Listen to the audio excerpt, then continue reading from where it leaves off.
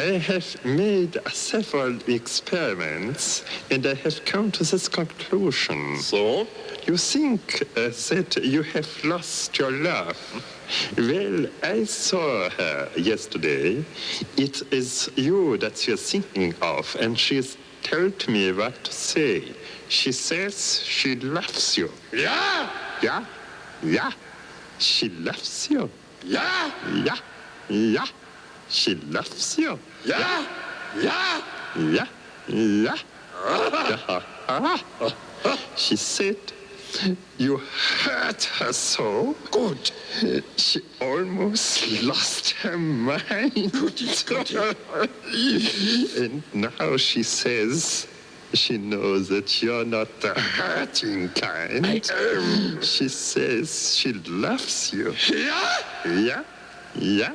She loves you. Yeah? Yeah? Yeah? She loves you. Yeah? Yeah? Yeah? You know, it's up to you. I think that it's only fair. Pride can hurt you too. Apologize to her. Gesplünnengeblitz. She loves you. Ja? Yeah, yeah. She loves you.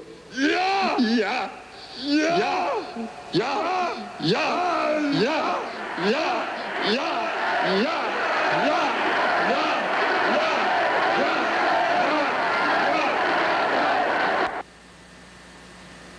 So this is the bike trip. Here we are early in July, one morning about 5 o'clock, lined up at Funk's place, ready to leave. Of course, you'd have to wonder if you shouldn't have your head examined for leaving at such an ungodly hour, but Mark insisted that we leave early. Here we are out on the Elm Creek Parkway, working our way across the Elm Creek bike path. That's Mark. Notice he's just stopped. He's not pedaling because his foot's down.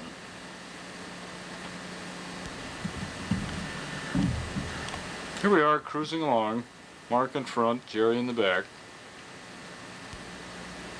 This is Jerry parked under a huge banner near Coon Rapids Dam that says Carp Fest, June '87. Only in Minnesota.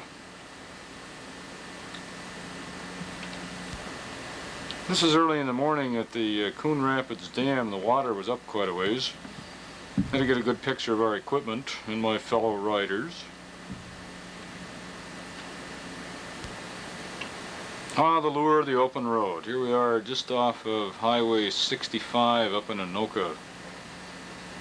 Cruising along.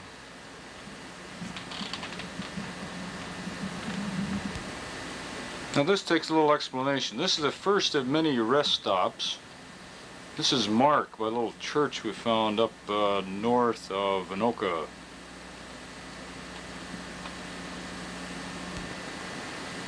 And this, of course, the scene from the other side of the trees.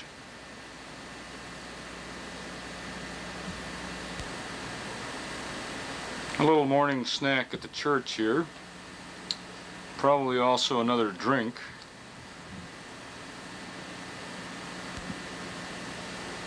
Here we are, Mark and I, consulting the map. We weren't really lost, just trying to find a better route.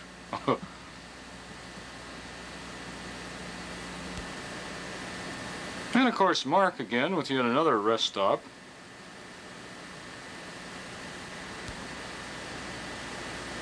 And of course another drink so he could have another rest stop.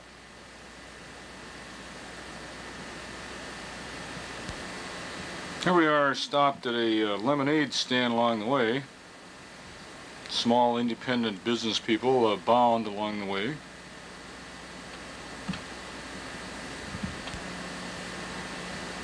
Here I am behind, getting away from Mark and Jerry as we pull into, I believe this is Cambridge, for lunch. Nice day. This was after we had run into the dog.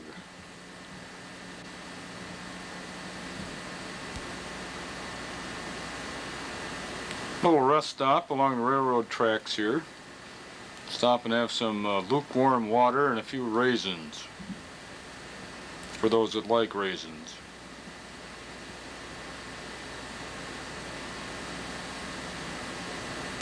If you were tied to the railroad track, this is what you might see.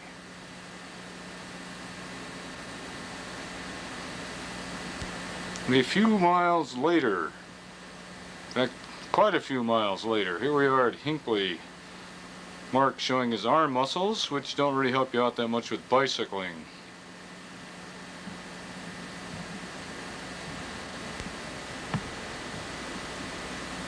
Hinckley, of course, the scene of the Hinckley fire, which was just winding down when we got there.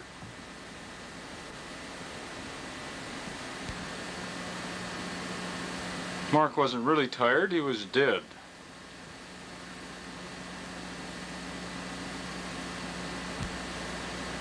And here I caught Jerry catching a last glass of water before we went over to have supper at Toby's.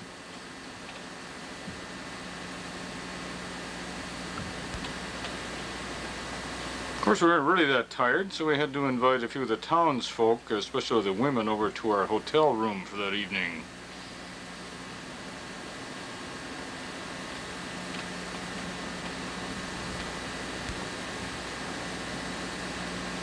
Now this is Mark the next morning. He doesn't get up very well.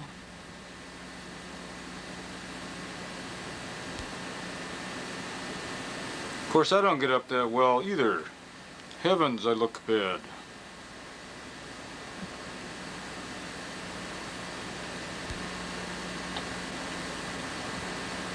But one cup of coffee and I feel back to my normal self.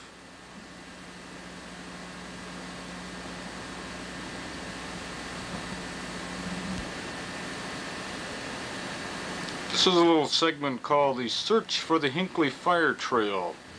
Marge's Cafe was one of the many places we asked for directions. Mark shown here being thrown out.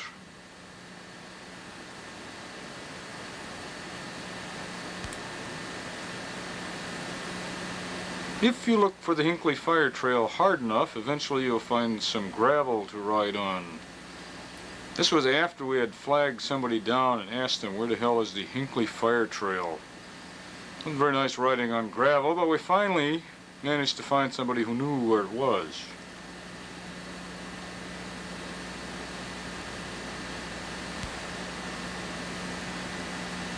This is the Hinckley Fire Trail.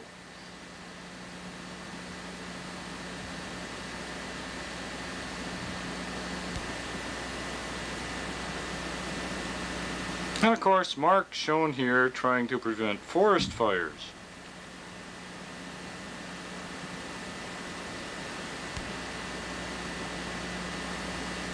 Here we are in a little town called Willow River. Stopped in for a Coke and I needed some screws to hook my saddlebags on a little better.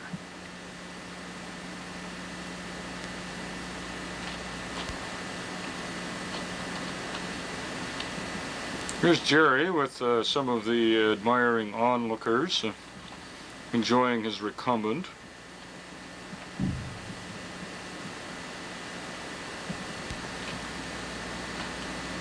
Not that Willow River is a little backwards, but this is the town band that turned out to greet us.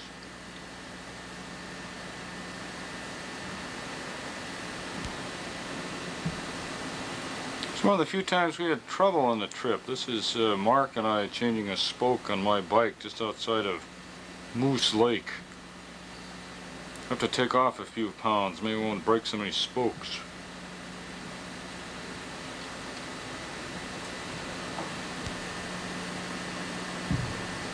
And of course Mark shown here adjusting Jerry's derailleur.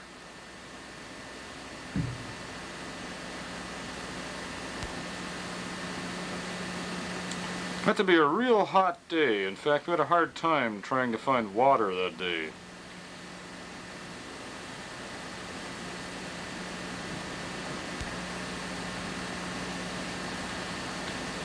Here we are enjoying a little rest stop along the road on the way to Duluth.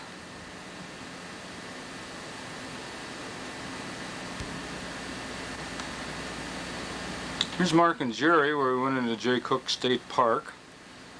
One of several pictures we took entering Jay Cooke State Park.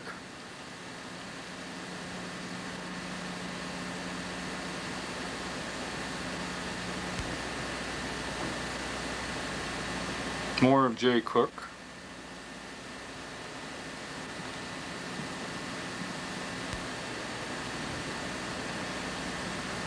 Ah, life on the road.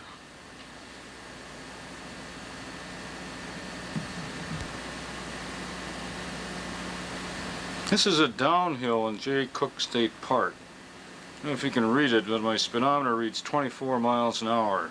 It's one of those times when you wonder if something breaks, how far you're going to fly.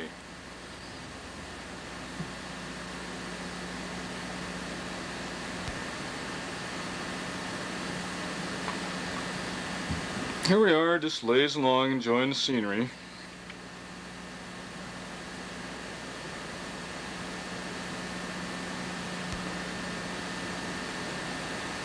Of course, whenever we got to a hill, Mark would always shout encouragement. Mark and Amy shown here.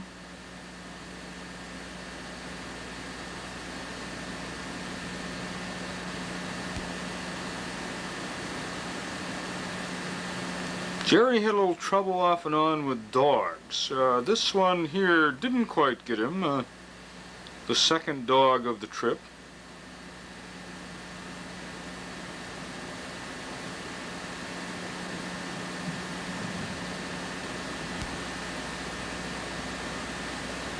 Here we are cruising through downtown Duluth.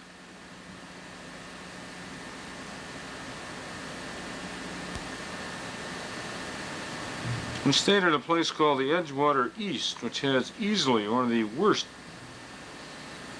rollaway beds in the world.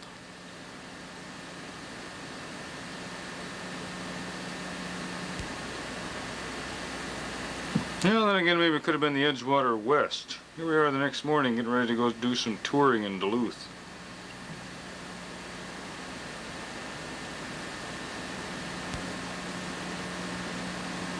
This is Jerry coming off the bridge when we went out on Minnesota Point.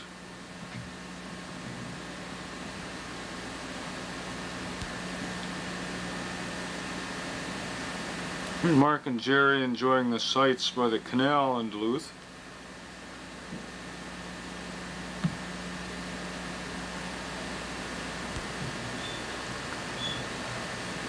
Mark drew another crowd of admirers.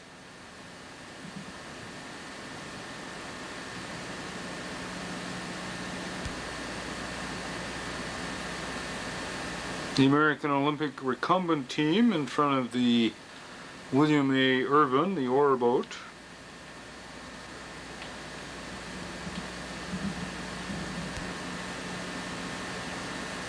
And yes, Mark still had bladder problems.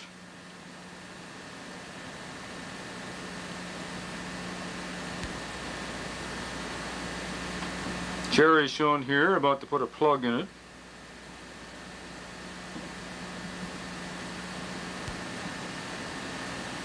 We had given the task of finding an appropriate hotel to Mark. This was the first one he found.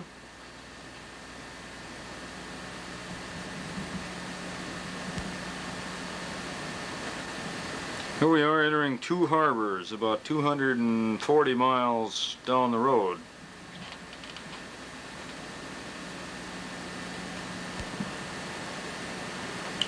Two Harbors, as you know, a site of one of the world's largest chickens.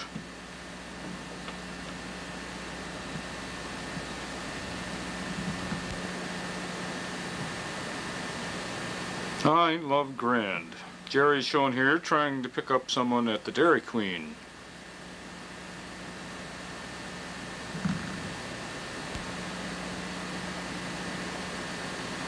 And Mark shown trying to pick up someone at the Dairy Queen.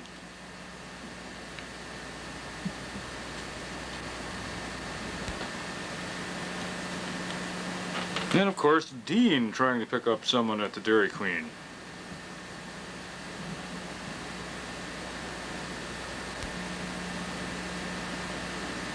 Our final destination, the Silver Cliff Motel. Here we are all packed up in the rain.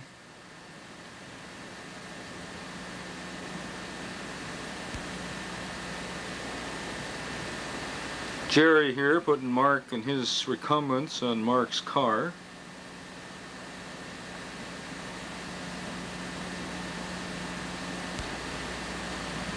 And here's the whole crew, just before we took off to head home.